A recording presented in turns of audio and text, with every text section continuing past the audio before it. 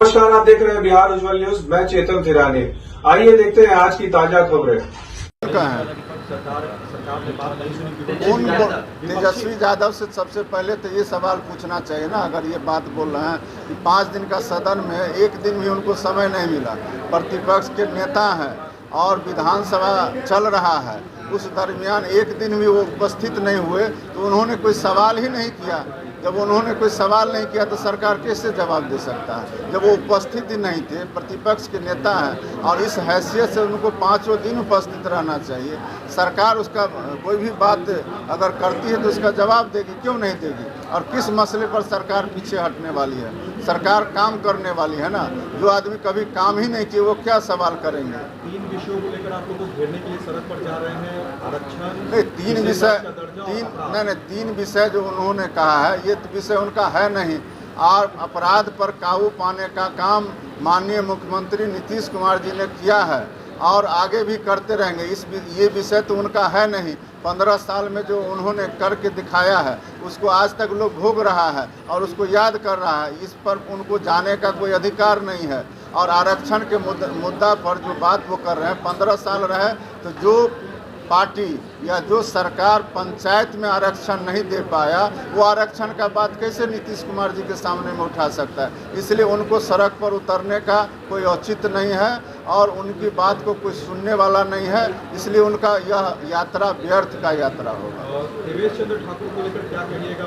ये उनका व्यक्तिगत बयान है, ये उनका व्यक्तिगत बयान है, लेकिन हम लोग आग्रह करेंगे कि इस तरह के बयान से हमारे नेताओं को बचना चाहिए। लालू यादव की तारीफ कर रहे हैं नीतीश कुमार के खिलाफ। ये उनका व्यक्तिगत सोच है, इसमें हम लोग कोई टिप्पणी नहीं। देवेश चंद्र ठाकुर ने कहा कि लालू जी ने समर्थन किया, उससे हमें ये तो वही जानते हैं, हम लोग नहीं जानते। हम लोग तो सिर्फ इतना जानते हैं कि एनडीए के जितने तमाम वोटर थे, सपोर्टर थे, पार्टी के नेता थे, सभी ने उनको सम्मान दिया, वोट दिया और वो सांसद बने।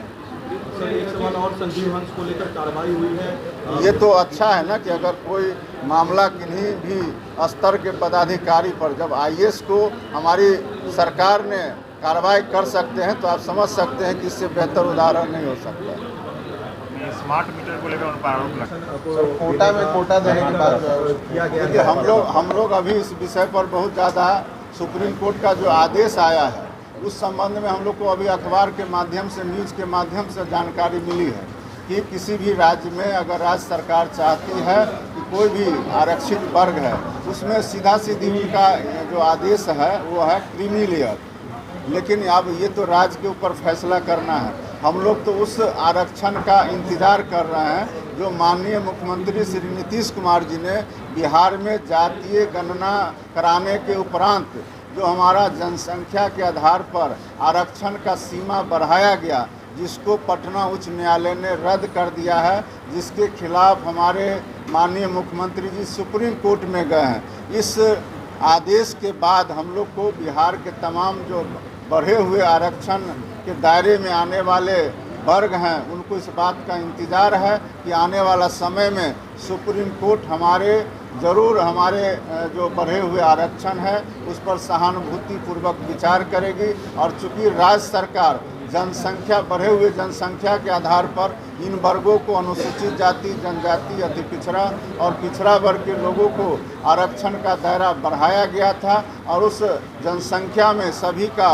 यह भी दिखाया गया था कि इनकी शैक्षणिक स्थिति क्या है, सरकारी नौकरी में इनके कितने हिस्सेदारी है, आर्थिक रूप से ये कितने कमज़ोर हैं, उस आधार पर भी आरक्षण का दायरा बढ़ाया गया था। तो हम लोग को पूरा भरोसा है और विश्वास है कि सुप्रीम कोर्ट हम लोग के साथ ज़रूर न्याय करेगी और हम लोग का आरक्षण का जो बढ़ा हुआ था, जिसको हाई कोर्ट ने रद्द किया है, उसको फिर से बहाल करने का काम करेंगे। नीतीश कुमार के कार्यों को सुप्रीम कोर्ट ने भी ऐसे ही तमाम खबरों के लिए आप सभी बने रहिए हमारे साथ और देखते रहिए बिहार उज्जवल न्यूज। अब तक हमारे YouTube चैनल को सब्सक्राइब नहीं किया है तो जल्दी से सब्सक्राइब कर लीजिए। Facebook पेज को भी फॉलो कीजिए। वीडियो पसंद आए तो खूब लाइक कीजिए, शेयर कीजिए, कमेंट कीजिए। वीडियो देखने के लिए आप सभी का धन्यवाद।